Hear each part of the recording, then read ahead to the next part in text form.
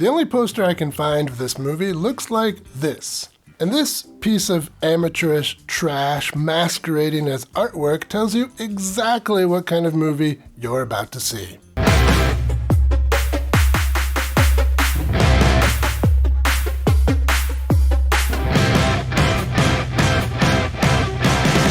Welcome to Exploitation Reviews, and me, Rob, and today I'm taking a look at Day of the Nightmare from 1965. This is a relatively early roughie, and in fact plays out more like a melodrama than a sexploitation film.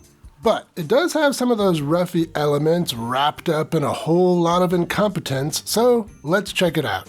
The opening shot is of a guy in a wig and dress screaming at his reflection. Before you ask, yes, Psycho was a huge influence on American cinema in general, and the roughies in particular. After the credits, we get a dancing belly, which is attached to a topless woman, and that's nothing you can see here on YouTube. Now just work here. But of course, we don't have to stay here. You can now support the channel on Patreon and get access to spicy versions of my reviews. Link is in the description. The woman is being painted, but she wants to do some horizontal dancing with the painter, but he's not interested. At first, he eventually comes around, but insists it has to be his way. His way, by the way, involves rope, a belt, and a fair bit of writhing. This ought to be fun to watch. The girl isn't into that, but he is so into it, he plants a seed while still in his pants. Loser. As something of a gardener myself, I can tell you there are all kinds of fun places to plant seeds. In the backyard, on the Grand Tetons, and one of my favorites, Plymouth. I can't believe you, Rob. Anyway, our guy has some post-gardening clarity and tells his model they can't see each other anymore because she would get possessive and try to kill his wife. What? And then we get this weird cut. You threatened to take me from her. I've had to face that with my... When I first watched this film, I thought it was a flashback. It turns out it's not. It's just bad editing, and maybe also some bad writing. The movie doesn't want us to know that this woman is the man we were just with, but it's totally obvious that's what's going on, and I have no idea why the filmmakers thought this would be a mystery. Especially since it's mentioned in that poster. Anyway, let's see how this mystery plays out, given that both this transition, the very first frame of the movie, and the poster spoil the mystery. This movie's very low quality. So, our guy, dressed as a woman, is trying to get into this other woman's house. That's his wife, who he referenced earlier with the model. So, he's really trying to get into his own house. But wifey takes off with a friend, so our guy returns to his work apartment. Next door to his apartment, some swingers are having a kind of party, a party that will remain mostly hidden to those of you here on YouTube. Despite all the fun things to play with, the partygoers are distracted from their blindfold game by the sounds of arguing from the guy's apartment. It sounds like a woman is being killed, and then our guy, now dressed as a guy, leaves with a large trunk. What's in that trunk? Well, I'll give you a hint. It's not himself dressed as a woman. So our guy returns home, the home he was spying on before, dressed as a woman.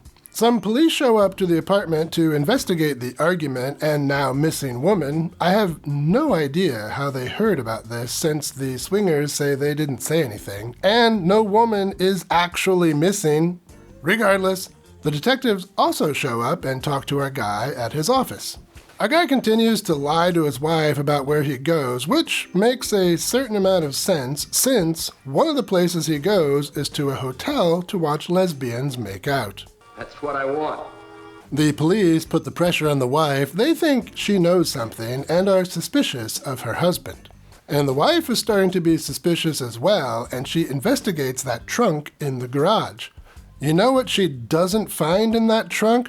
Her husband dressed as a woman. Eventually, the wife is attacked by that woman, and the film will then wrap around to the opening shot of the film of the man dressed as a woman in front of the mirror, and then the film will play out to its conclusion. So, that's enough out of me as far as plot goes. Let's talk some highlights. Well, highlights are few and far between with this film. There is a flashback at one point where the main character discovers his enjoyment of slapping, and I like that one okay. It was made okay by the woman in the scene, Dee Lockwood. Again, back to my experience as a gardener, I really appreciate a woman with nice raised garden beds. Especially as you get older, it's nice to plant seeds while standing. I can give it to you. Beyond her, the model at the beginning is pretty cute, and the swinger party is okay. Not great, but okay. One sort of historically interesting thing about the swinger scene is I'm pretty sure one of the women has fake apples. They're not apples, but they're round. Those were pretty rare in 1965. But interesting doesn't mean better. Nothing's better than real apples. Every gardener knows that. I think he's got a point. But mostly this movie is an incompetent mess that, like a loser still in pants, has some shortcomings. Well, I think I've already intimated the major failing of this movie. It spoils the mystery with its very first frame. That has to be a record. I mean, what were they thinking? Were they so impressed with this visual metaphor they couldn't help but make it the opening? Were they actually trying to be artistic? What did they think the critics would say? Film is a visual medium, see, and what we have here is the director showing us the warped view the character has of himself. Critics are stupid. Don't make movies for them.